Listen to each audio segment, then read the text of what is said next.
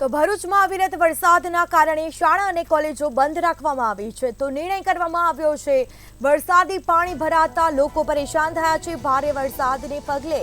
આ નિર્ણય કરવામાં આવ્યો છે કલેક્ટર તુષાર સુમેરાએ આ માહિતી આપી હતી ટ્વીટ પર પોસ્ટ કરી અને માહિતી આપવામાં આવી કલેક્ટર દ્વારા શાળા કોલેજો બંધ રાખવા માટેની આદેશ આપવામાં આવ્યો છે આઈટીઆઈમાં શિક્ષણ કાર્ય પણ બંધ રહેશે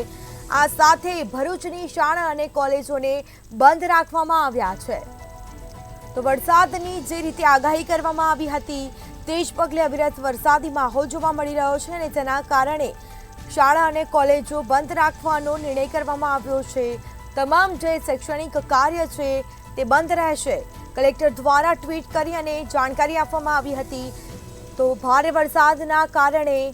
આ નિર્ણય કરવામાં આવ્યો છે કલેક્ટર તુષાર સુમેરાએ ટ્વીટ કરી અને માહિતી આપી શાળા કોલેજો બંધ રહેશે આઈટીઆઈમાં શિક્ષણ કાર્ય પણ બંધ રહેશે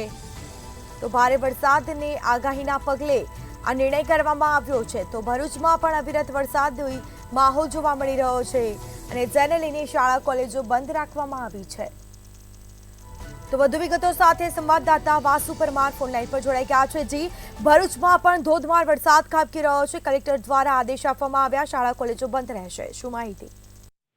જેસ્મિતા ચોક્કસ જણાવી દઉં તો છેલ્લા 24 કલાક ઉપરાંતથી ભરૂચમાં અવિરત વરસાદ વરસી રહ્યો છે ક્યાંક ધોધમાર તો ક્યાંક ધીમી ધારે વરસાદ વરસી રહ્યો છે આને પગલે જિલ્લા કલેક્ટરે વહેલી સવારે જાહેરનામું પ્રસિદ્ધ કર્યું છે અને પોતાના એક્સ એકાઉન્ટ પર ટ્વીટ કર્યું છે તેમણે જાહેરનામું પ્રસિદ્ધ કરતા પોસ્ટ કર્યું છે કે ભરૂચ જિલ્લાની તમામ